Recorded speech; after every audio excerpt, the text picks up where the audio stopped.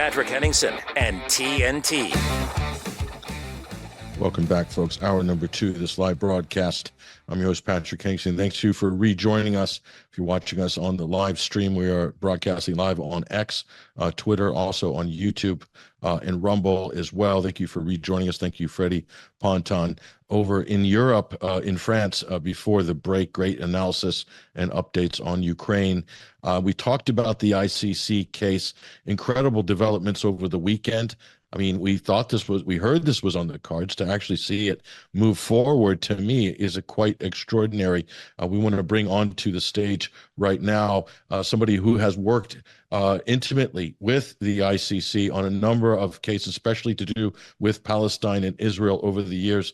Dr. Frank Romano is joining us right now live from Istanbul, Turkey. Frank, thank you so much for coming on tonight. Thanks for having me back on the show.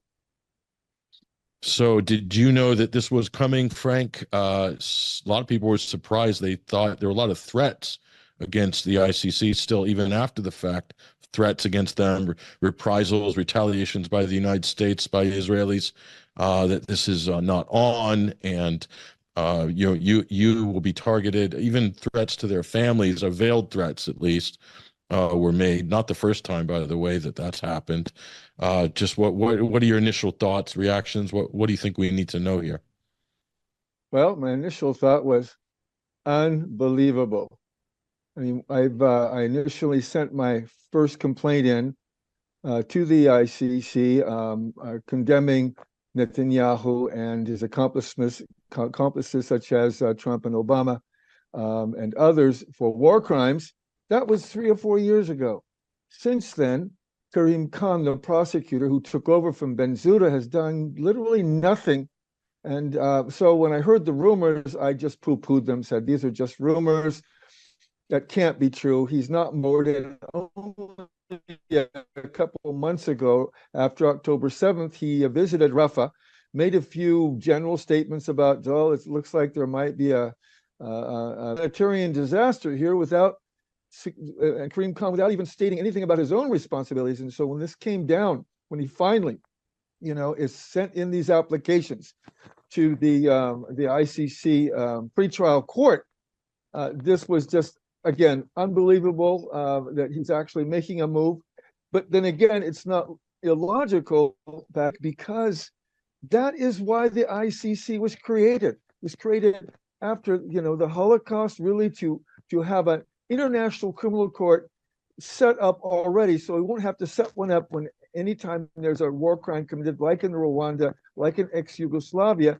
It takes a whole year or two to set up the court. Now we have a permanent court, and these type of things, this type of a genocide taking place in Gaza, is exactly why the court was set up. And since he was doing nothing for these months when he had plenty of evidence, I thought he would never make a stand like this, and he really should have before.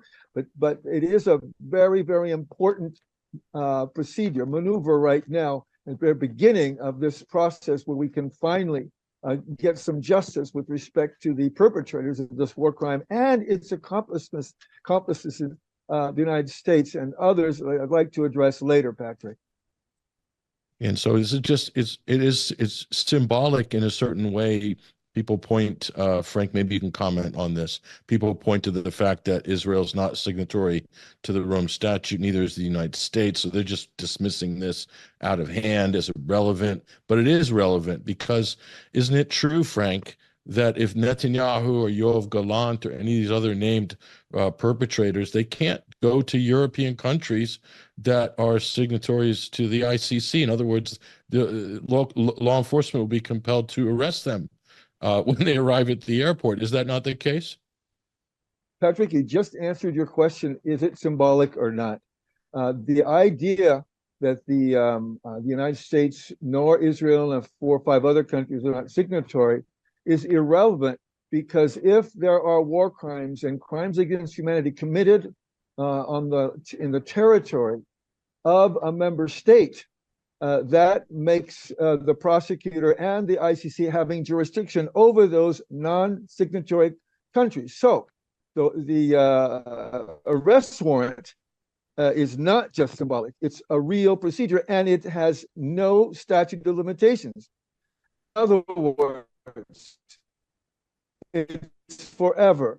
So whenever Netanyahu and others afterwards, and Gallant, the defense minister, were ever to leave Israel, the Interpol won't be able to go into Israel unless they do what Israel did to get out Eichmann out of South America and take him to Israel for trial. If they do it surreptitiously and pull Netanyahu and Gallant out of Israel, which is still a possibility, then those international police or whoever does it can take these culprits, Netanyahu and Gallant, to The Hague for trial.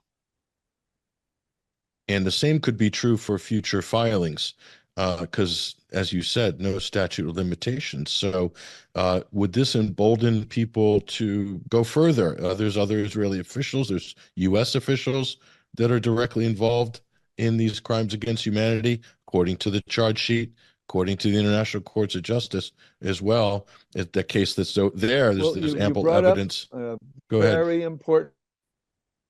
Yes, and the underlying reason why President Biden of the United States labels this as outrageous.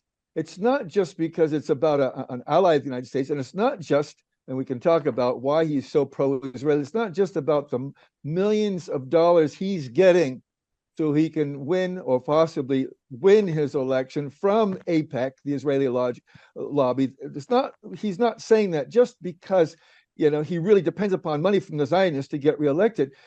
I sincerely think he thinks it's outrageous because he's concerned that if Israel is considered a war criminal, which by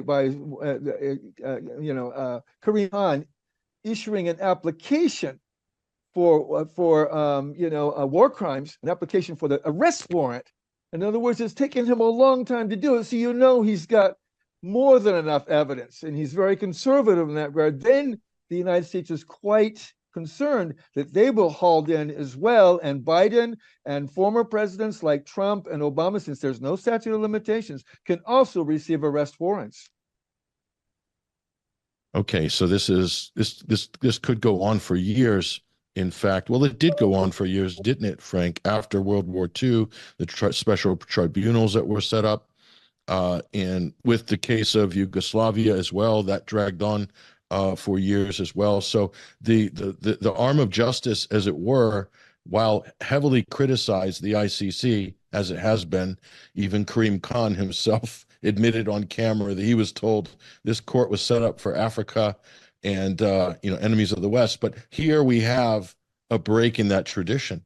It's actually going after, for the first time, Western allied leaders. I mean, this is historic. So I think people, skeptics should, I think, hold fire a little bit, Frank, on this, and just acknowledge the fact that this is a historical moment.